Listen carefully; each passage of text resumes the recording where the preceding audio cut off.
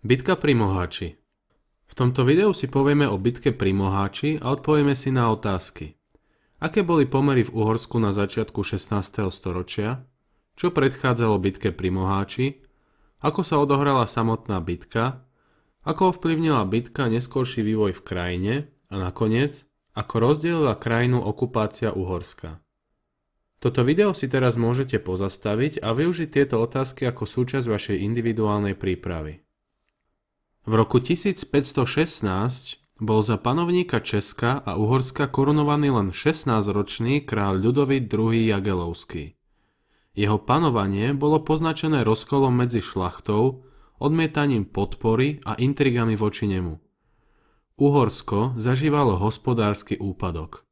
Razili sa málohodnotné mince a ľudia sa búrili. Známe sú vzbury baníkov v Banskej Bystrici, ktoré prebiehali okolo rokov 1519, 1522 a 1525.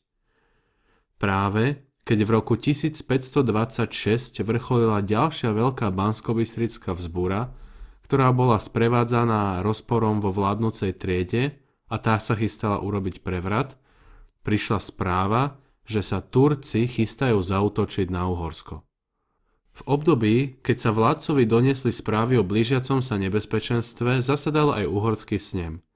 Tým, že vládnuca trieda bola nejednotná, schválili iba skromné financovanie vojny. Kráľ Ľudovít II. Sa obrátil o pomoc na viacerých európskych vládcov. Tí mu ale pomohli len vo veľmi obmedzenej miere.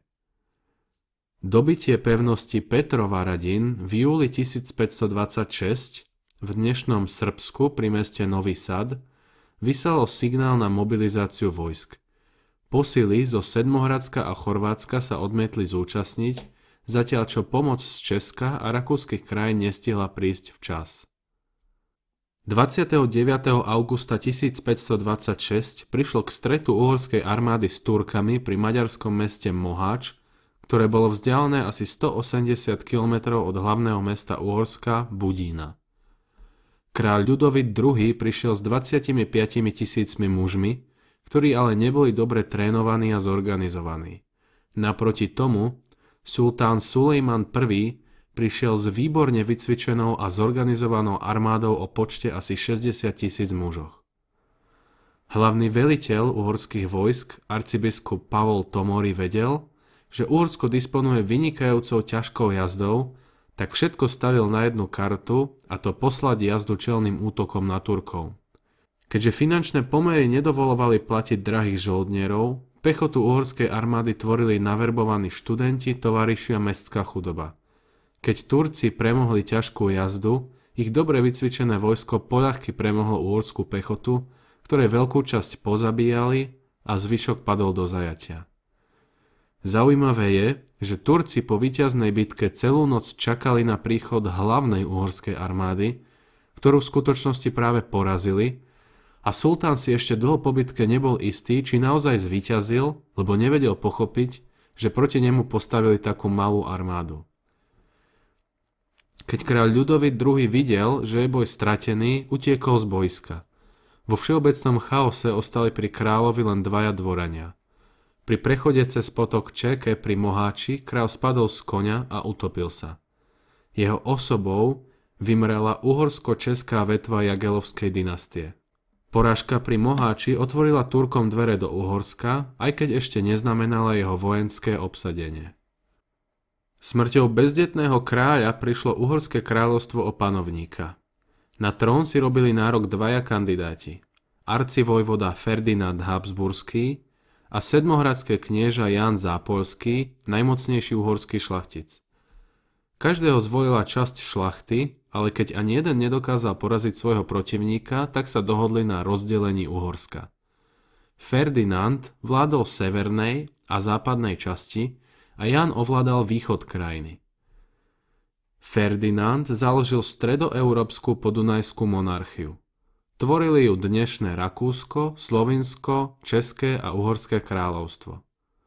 Panovník sa snažil zjednotiť získané krajiny do centralizovanej monarchie, kde by vládol neobmedzene, absolutisticky. Mal ale problémy so šlachtou jednotlivých krajín, ktorá ho veľmi nepodporovala. Habsburská monarchia pretrvala až do roku 1918, teda takmer 400 rokov.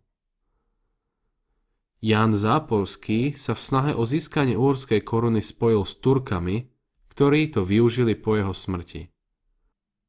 Po smrti Jána Zápoľského vtrhlo na jar roku 1541 do Uhorska turecké vojsko a obsadilo centrálnu časť krajiny vrátane hlavného mesta Budina. Okupované územie bolo vyhlásené za súčasť Osmanskej ríše. Okupácia rozdielila Uhorsko na 3 časti. Územie okupované Osmanskou ríšou, západnú a severnú časť, ktorá patrila Habsburgovcom, a Sedmohradské kniežatstvo, ktoré formálne patrilo Uhorsku, ale si zachovalo autonómne postavenie a ochrannú ruku nad ním mala Osmanská ríša. Keďže územie dnešného Slovenska sa stalo na viac ako 150 rokov jadrom Uhorska, prejavilo sa to popri ekonomickom význame aj na rozvoji kultúry a vzdelanosti. V tomto období Uhorsko vstúpilo do nového obdobia dejín, do novoveku. Záverečné zhrnutie a krátke odpovede na otázky. Aké boli pomery v Uhorsku na začiatku 16. storočia? Mladý panovník Ľudovít II musel čeliť vzbúram poddaných a zároveň intrigám a rozkolom šľachty. Uhorsko zažívalo hospodársky úpadok. Čo predchádzalo bitke pri Moháči? Bitke pri Moháči predchádzalo dobitie pevnosti Petrovaradin na území dnešného Srbska. Kráľ Ľudovít II požiadal o pomoc viaceré európske krajiny, ale niektoré sa nechceli zapojiť do príprav na vojnu, iné vojska poslali, ale dorazili neskoro. Ako sa odohrala samotná bitka? Bitka pri Moháči sa odohrala 29. augusta 1526. Tureckú armádu viedol skúsený sultán Sulejman I a tá mala početnú prevahu. Na druhej strane, uhorská armáda bola neskúsená a nezorganizovaná a utrpela krutú porážku. Ako ovplyvnila bitka neskorší vývoj v krajine? Kráľ Ľudovít II sa pri úteku z bojska utopil v rieke a na jeho korunu si robili nároky Ferdinand Habsburský a Ján Zápolský. Keďže ani jeden z nich nemal dostatočnú prevahu ako v podpore šľachty, tak vojenskú, tak sa dohodli na rozdelení si Uhorska. Ako rozdielila krajinu okupácia Uhorska? Okupácia rozdiela Uhorsko na 3 časti. Územie okupované Osmanskou ríšou, západná a severná časť patrila Habsburgovcom a Sedmohradské kniežatstvo, ktoré formálne patrilo Uhorsku, ale si zachovalo autonómne postavenie a ochrannú ruku nad ním mala Osmanská ríša.